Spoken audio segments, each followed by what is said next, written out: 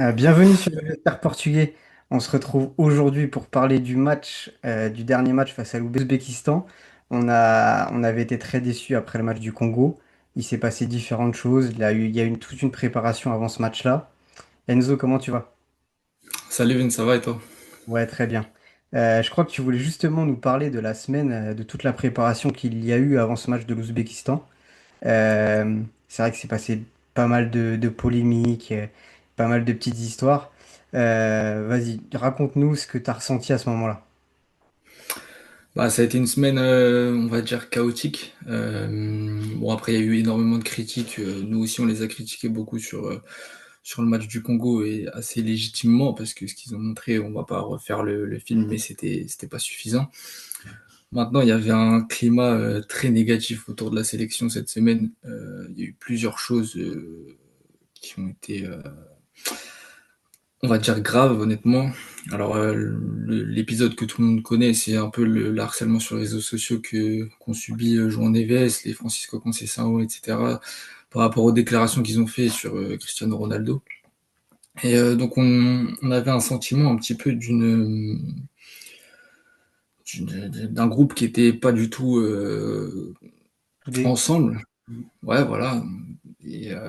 Et en fait, c'est moi ça que j'ai envie de retenir sur le match d'hier, c'est que on en parlera après, mais ils ont prouvé, ils ont montré que ils étaient quand même soudés. Et voilà. Et après, moi, je voulais aussi souligner le rôle des médias. Les médias portugais, c'est compliqué en ce moment. Enfin, en ce moment, ça fait très longtemps que c'est comme ça. Ouais. Il y a eu l'histoire de la plage. Enfin, ils sont tout le temps là à chercher des polémiques, à mettre les monter les uns contre les autres. Ça commence à être saoulant. Ouais, ça ressemble beaucoup à la presse espagnole, notamment madrilène, qui est beaucoup comme ça. Je trouve qu'il y a beaucoup de Ouais. similitudes. Euh, il y a eu beaucoup de polémiques. Ouais, je suis bien d'accord avec toi. C'était vraiment triste de voir ce qui s'est passé pour João Neves. C'était à la fois les médias portugais, mais aussi des fans et des fans qui n'étaient pas seulement portugais. Parce qu'on l'a compris, hein, il y a des gens qui suivent le Portugal uniquement pour Cristiano. Après, c'est une icône, voilà, ça s'entend. Mais ça, on peut pas entendre cet acharnement qu'il y a eu, surtout pour un joueur comme João Neves qui a Ouais, qui est aucun défaut, irréprochable. lui. C'est genre Ouais. le petit homme parfait. Donc, c'est vrai que ça a fait très mal pour lui. Euh, Après, du coup, donc, dans la préparation de ce match, on a eu une compo. Il y a quand même, on n'aime pas ce que fait Martinez, hein, et j'espère que, de toute façon, on l'aura plus bientôt, mais il y a eu quand même des réactions et des choix qui ont été plutôt intéressants. Donc, on a eu une compo avec Diogo Costa, João Cancelo, le retour de Ruben Dias, Renato Veiga, Nuno Mendes qui était bien là. Le milieu de terrain, toujours Vitinha, João Neves, Bruno Fernandes. Et après, donc là, les choix, c'était. Moi, j'étais un peu surpris quand même de revoir Pedro Neto, mais j'ai peut-être été un peu dur sur son premier match parce qu'il a quand même été provoquant. On a pu voir João Félix qui avait fait quand même une très bonne prépa.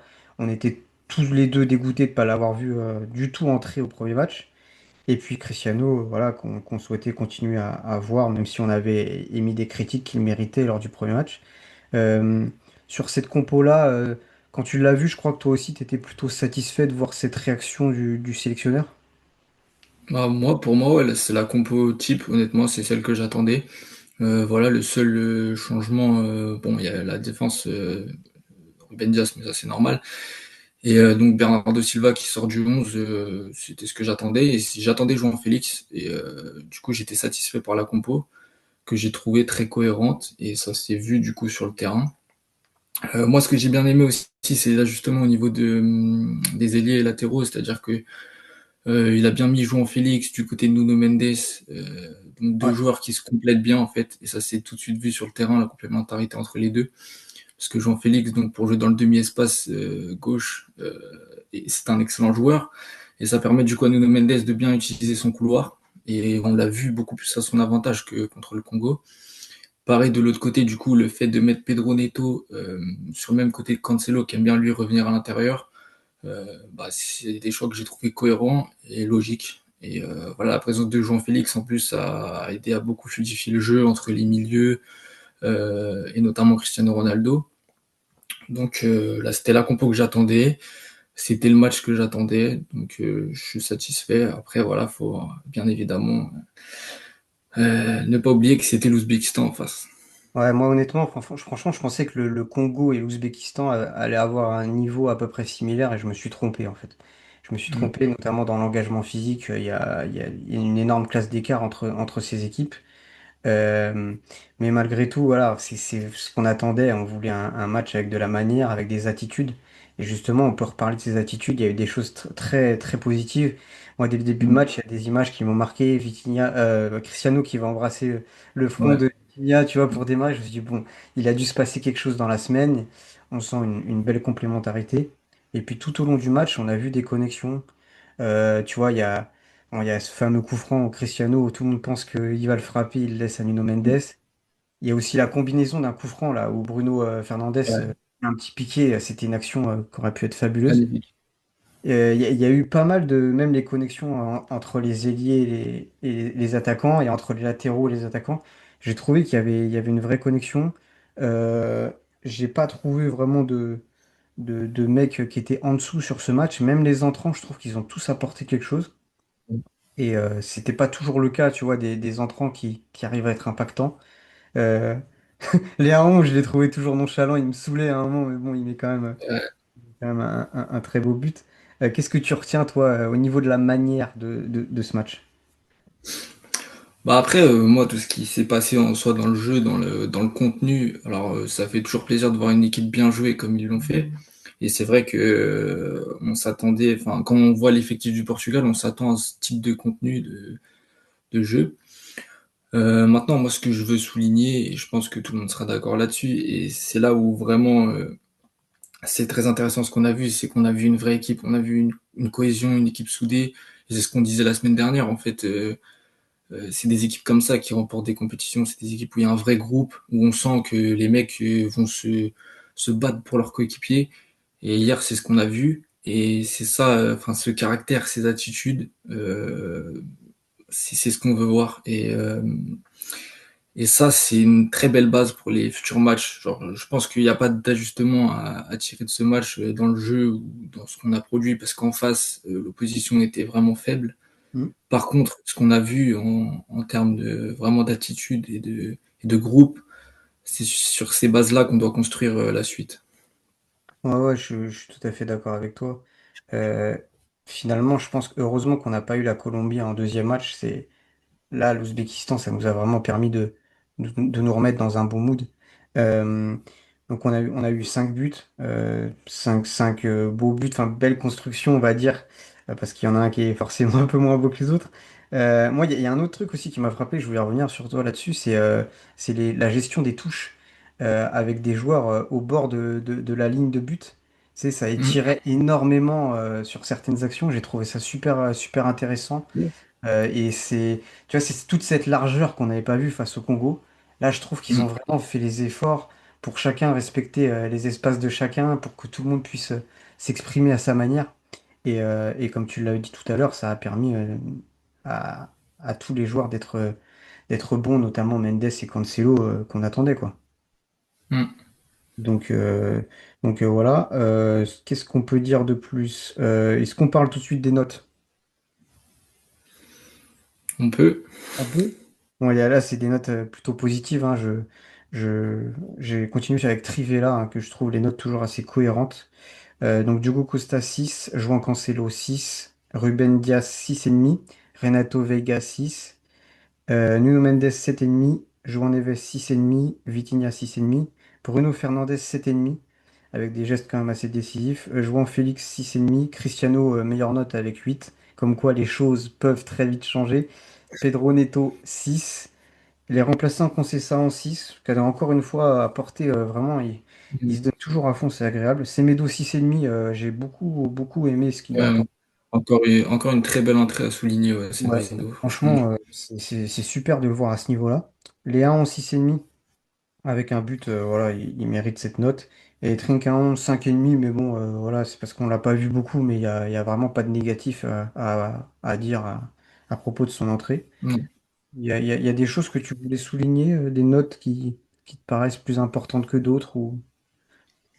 Non, globalement, les notes enfin, ça rejoint un peu ce que je pense, qu'on pense tous. De toute façon, c'était un match un peu à sens unique, donc forcément, il y a des bonnes notes dans tous les sens. Il y a personne qui a vraiment fait un mauvais match. Les entrées ont été correctes, donc non, sur les notes, il n'y a pas grand-chose à dire, honnêtement. Ouais. Elles sont logiques. Ouais, je pense aussi. Euh, du coup, la question que je veux tout de suite ouvrir vers toi, c'est est-ce que c'était vraiment un match qui était avec une opposition tellement faible qu'on a pu se réveiller?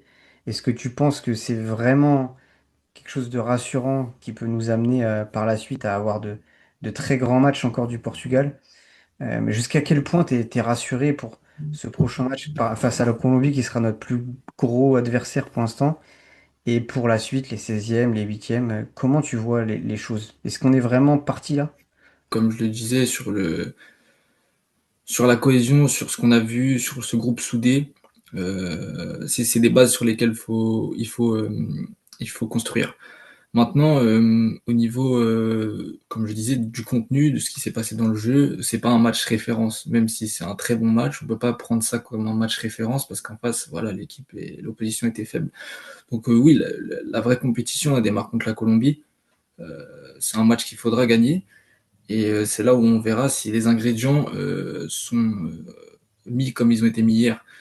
Et, euh, et j'ai envie de voir aussi un petit peu cet esprit qu'on a vu d'équipe, est-ce qu'il sera aussi fort quand on sera un peu en difficulté? Et donc peut-être que dès le match contre la Colombie, on aura des moments où on sera en difficulté. Et c'est là où on verra vraiment si c'est un vrai groupe, euh, si tout est comme ils l'ont montré hier. Et je l'espère. Et franchement, on part sur de bonnes bases avec ce qu'on a vu hier. Ouais, ouais, je le pense aussi. Moi, ce qui me fait un peu plus peur, bizarrement, c'est de revoir une équipe ronronnante, en fait. Parce que sur ces deux entames de match, on a quand même plutôt bien démarré, même contre le Congo, en marquant assez vite. Par contre, après, on avait manqué de rythme. Là, cette fois-ci, on a pu enchaîner. Et par exemple, contre la Colombie, donc un adversaire beaucoup plus fort, là, on veut absolument finir premier et repasser devant la Colombie, hein. C'est vraiment le grand objectif. J'ai un peu cette crainte-là, un petit peu de suffisance, si tu veux. Maintenant, ce qui me fait vraiment beaucoup de bien, c'est qu'en termes d'état d'esprit, de cohésion collective, j'ai l'impression d'avoir vu quelque chose naître. Peut-être que c'est qu'une illusion, peut-être que je me trompe, hein, parce que quand on vit en communauté comme ça, tout peut vite basculer, dans un sens comme dans un autre. J'espère que du coup, c'est le début d'une grande compétition, en fait. Mm. Mais après, je suis assez d'accord avec toi. C'est vrai que on a vu quelque chose naître hier.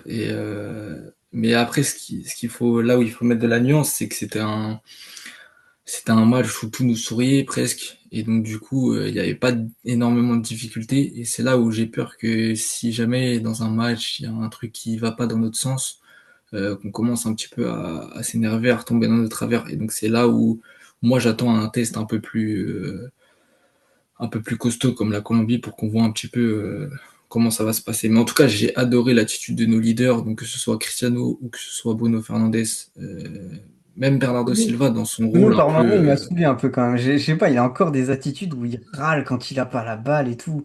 Je Ouais. veux Non, mais pas parler de négatif à ce match-là, mais il y a quand même encore des moments où il la lâche pas assez vite. Tu vois, notamment sa première frappe, il y avait João Félix qui était tellement ouais. libre. Il y a un Par contre, il moment. s'excuse tout de suite.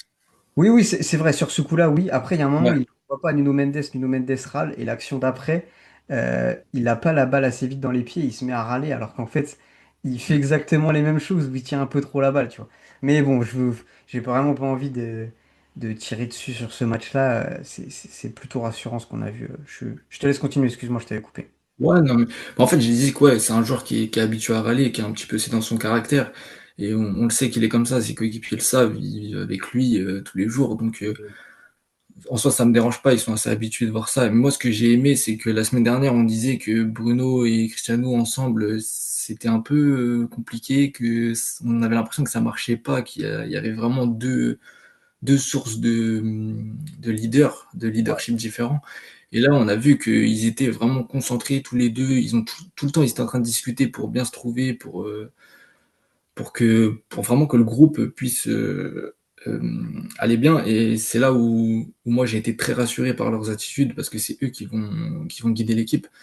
Et après, ça a un peu rien à voir, mais ils ont Bernardo Silva, je le mentionnais parce qu'ils ont montré un petit documentaire sur Bernardo juste avant le match sur Beansport, où on voit qu'il parle de João Neves, Vitinha, Bruno Fernandes, et on sent qu'il est vraiment impliqué dans ce rôle de leader et qu'il sait que il est plus titulaire aujourd'hui, que c'est plus un des joueurs majeurs, j'ai envie de dire, de l'équipe. Et son discours, franchement, m'a beaucoup rassuré.